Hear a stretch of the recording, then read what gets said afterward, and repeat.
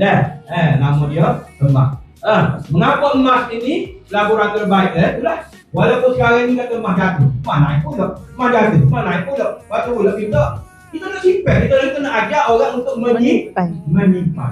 Buat satu pelaburan adalah menyimpan emas. Orang kata emas banyak lah rumah. Kita simpan mana cara lah. Dan tapi setakat tak bunyi lagi emas dicuri. Jangan bunyi emas dicuri, tapi fikir banyak. Boleh bakar sore-sore RM30,000 Susah lah. Takut tak dia? Bagus. Apa takut dia?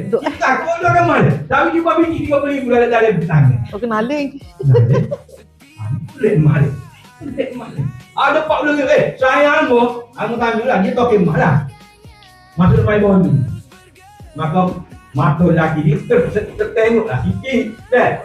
Oh, ini besar tu kaki tuan-tuan. Kita tanya berapa tu? RM35,000. Allah. Dekat.